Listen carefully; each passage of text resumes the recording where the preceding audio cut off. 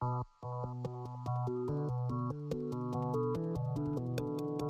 History of Podcasting project is now in its 6th year, and during this time, Lance Anderson, based in Los Angeles, and myself, Dean Whitbread, based in London, have been developing a carefully researched history book called The History of Podcasting. This is a book written by podcasters who were there from the very start. Our first major asset is that we are collecting verified first-person testimonies, narratives from podcasters and from those whose work created the medium and developed the industry. To achieve this, we are setting up linked websites. The first of these will be based on the book, which, as well as offering traditional printed volumes, will offer other ways of accessing the book, for example, via audio. The second is called Podcast Artifacts, and this is a searchable archive such as you find in a museum or library, containing material related to podcast events, illustrating key moments in the development of the medium, and providing time-stamped evidence of who did what, where, and when.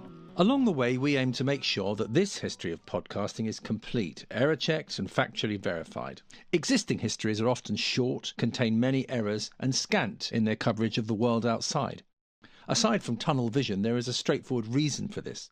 The first few podcasts used American English and English, but following immediately along, other nations produced podcasts in different languages. This is a major exclusion which we will rectify. Our approach to writing is to create a comprehensive and complete history which is truly international. This global history should be carefully recorded, written in the languages of podcasting.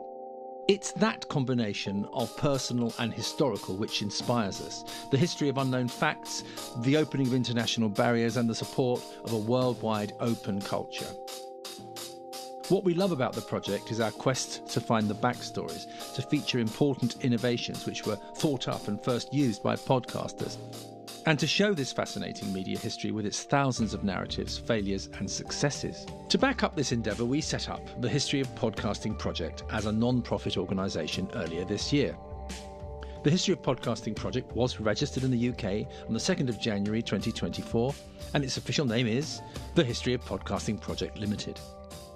The company is limited by guarantee, which means that we are legally obliged to return profits to the company for the benefit of the organisation and thereby the community that we serve. Lance and I have made a good team. It's been such an interesting partnership to be involved in. We bounce ideas back and forth, develop the good ones, and our smart friends and supporters give us feedback. What we need to build now is a bigger team. Once our donors and sponsors step up, which of course they will once the campaign launches, among the first things we'll be doing is to fund a small team on a modest rate. The second thing will be to build the websites. While that's going on, writing. We are looking for people who understand this mission and who want to play their part in the project.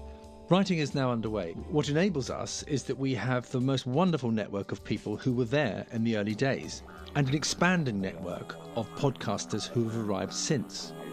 The stories that we use are not just accounts of other people's accounts, they are interviews. I've been one of the podcasters interviewing other podcasters, and Lance's friends have been interviewing one another using a very carefully thought out questionnaire. We are going to produce a lot of text.